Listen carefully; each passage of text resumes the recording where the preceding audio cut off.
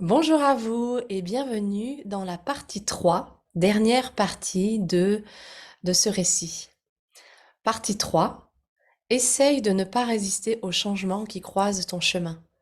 Laisse plutôt la vie vivre à travers toi. Et ne t'inquiète pas si ta vie est mise sans dessus-dessous. Comment pourrais-tu savoir si le côté auquel tu es habitué est mieux que celui à venir? Rumi. Chapitre 1. Décembre 2013, le Japon, témoin des changements intérieurs. En organisant mon pot de départ, je fermais doucement une page. Je changeais de service et quittais les personnes qui m'avaient marqué, appris le métier et accompagné lors de ces dernières années. J'étais émue par la présence de certains et par les messages reçus. Témoignages des connexions, rires et moments partagés. Malgré ma quête de perfection et mon manque de sagesse, ils étaient en quelque sorte la preuve que j'avais réussi quelque chose. J'avais vu l'équipe évoluer et grandir. J'en étais extrêmement heureuse. Même si j'étais parfois maladroite dans la manière, je gardais toujours cet objectif en tête, faire évoluer.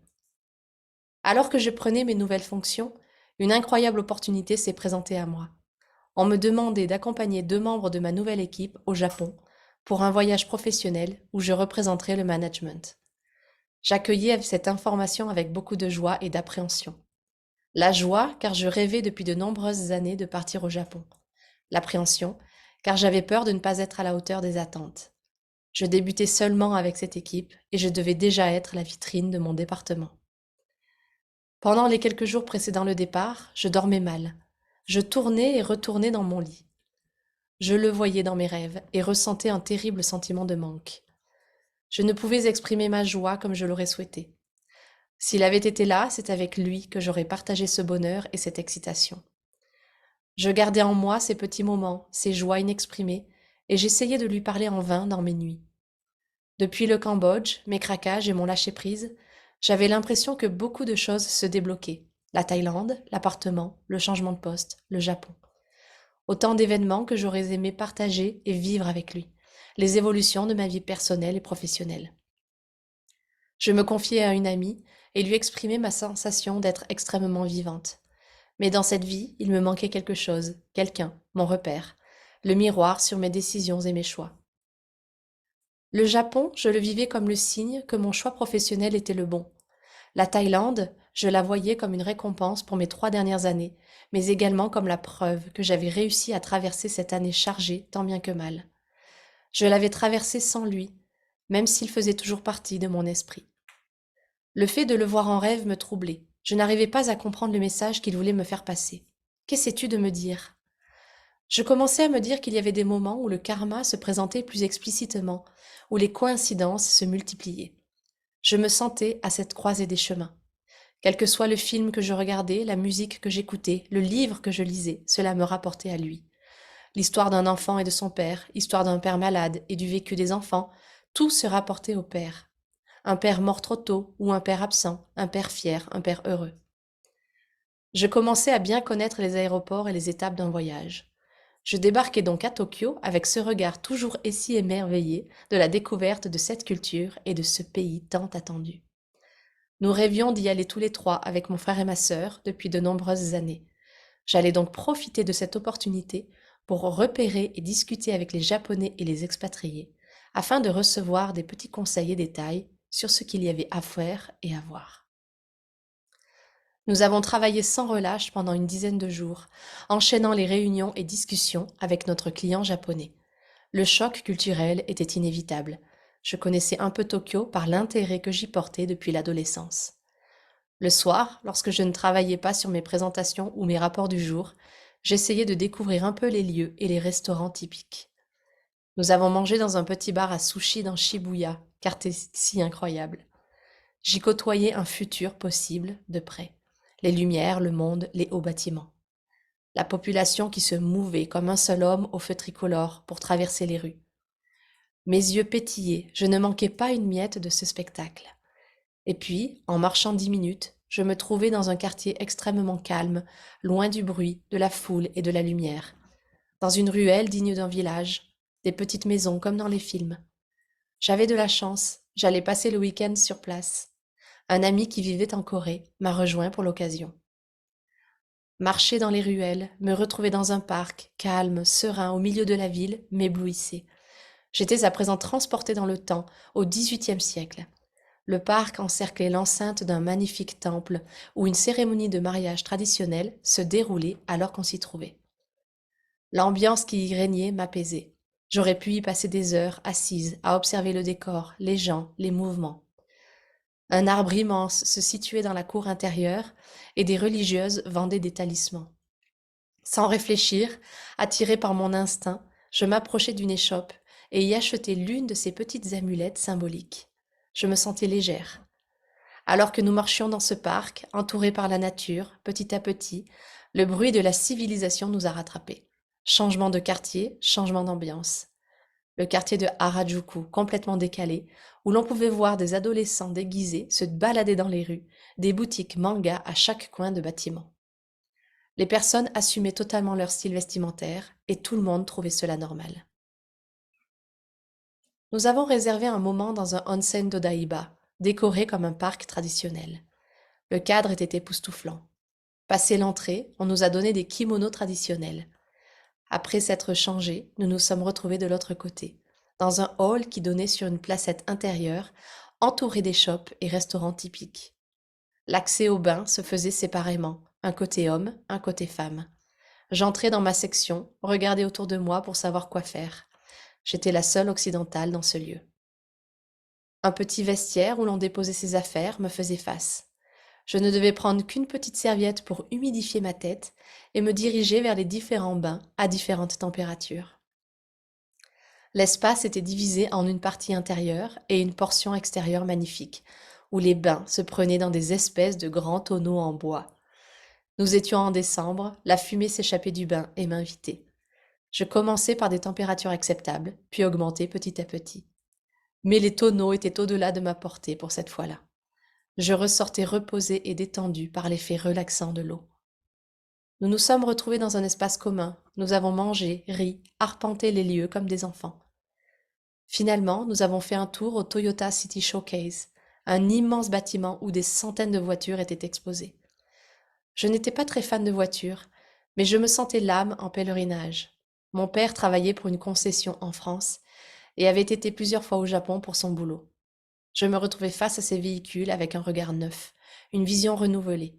J'avais un petit sentiment de nostalgie, mais je ressentais toujours et surtout un attachement et une connexion forte à ce moment-là. Comme si l'on se parlait à travers les objets. Le dimanche s'est achevé, mon copain est rentré, j'ai repris le chemin de l'hôtel, de la préparation, du travail et des emails. La vie continuait à Nice. Les questions et emails ne s'arrêtaient pas alors que nous étions à l'autre bout du monde. Je veillais tard pour répondre et m'assurer de ne pas être trop submergée en rentrant. Les réunions s'étaient déroulées d'une manière habituelle, mais mon sentiment d'appréhension du début avait disparu. J'avais passé le baptême du feu et pouvais rentrer sereinement. Voilà, ce chapitre 1, en fait, qui est bah, le début d'une nouvelle phase, hein. Si vous vous souvenez du dernier chapitre de la partie 2, bah, je clôturais beaucoup de cycles. Et donc là, avec ce chapitre 1, eh bien, c'est le démarrage d'un nouveau cycle. Et ce démarrage démarre de manière très symbolique avec le Japon. Le Japon qui est un pays qui me fascine depuis mon adolescence, que je rêvais de découvrir. Et puis le Japon, en fait, qui est un lieu, un pays où mon père est beaucoup allé, puisqu'il travaillait pour une concession Toyota. Et donc, et bien voilà, on me demande, donc je démarre mon nouveau poste, je démarre début décembre, et on me demande déjà de partir à l'étranger pour représenter la hiérarchie et accompagner deux personnes de l'équipe. Donc c'est des sentiments mêlés en fait, hein. C'est la joie, c'est également l'appréhension.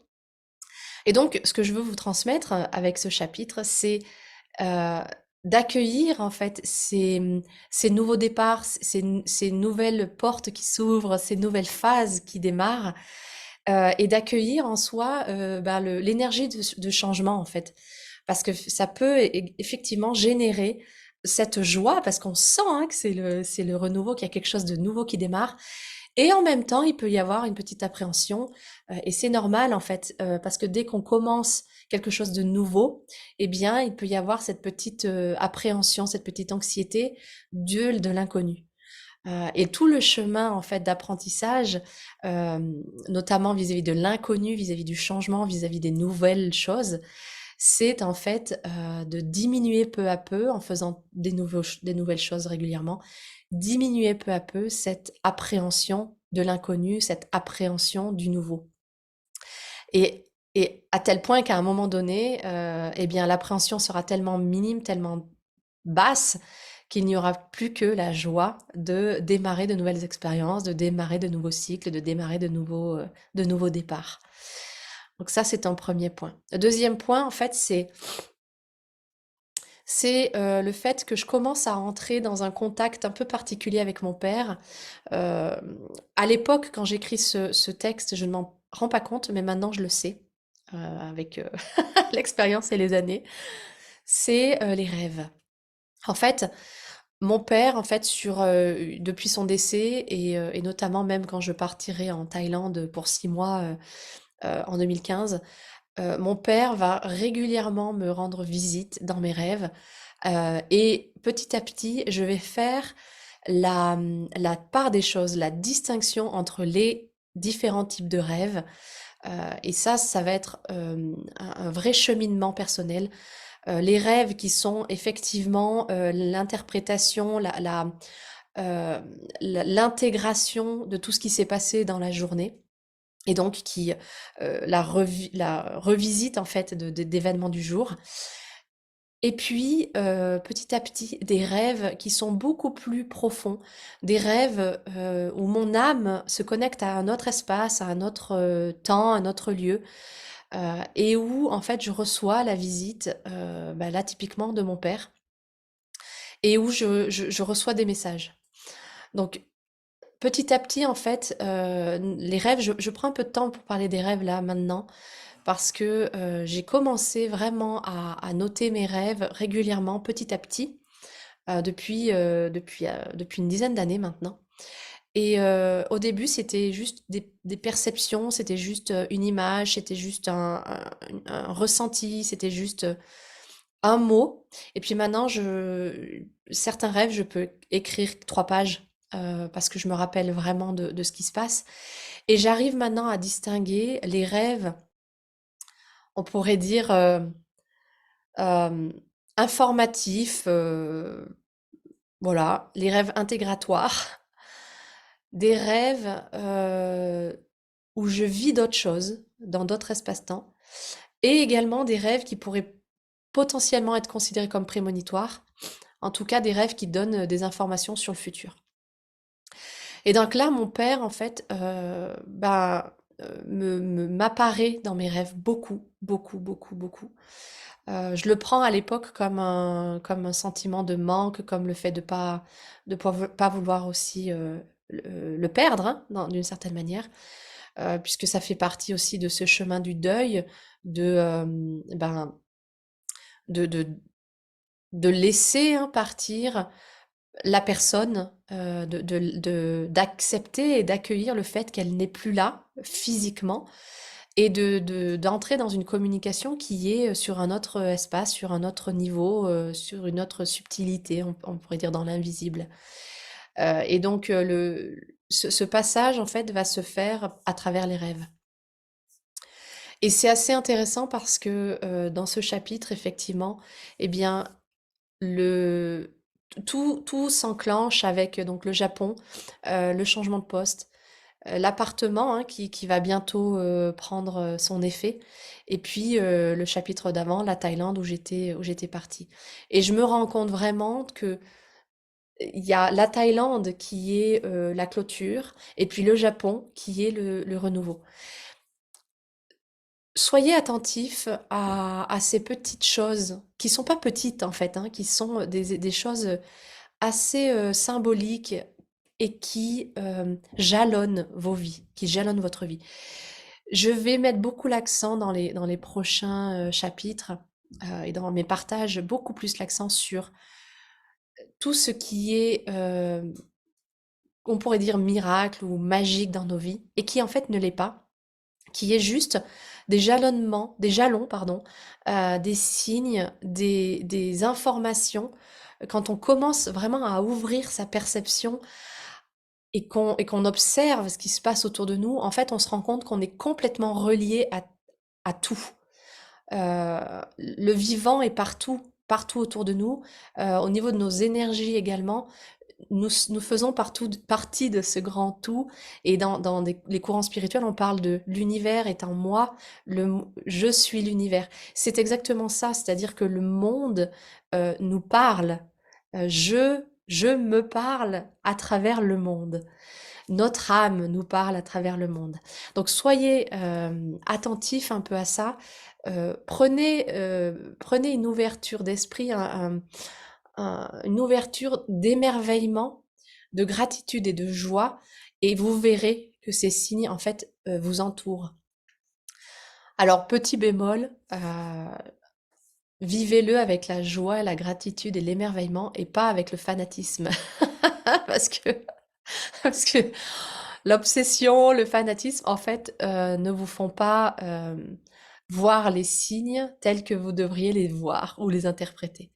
L'idée, ce n'est pas d'être à la recherche du signe, c'est de s'émerveiller, de profiter et d'être en ouverture, de recevoir des signes. Et c'est pas tout à fait la même chose.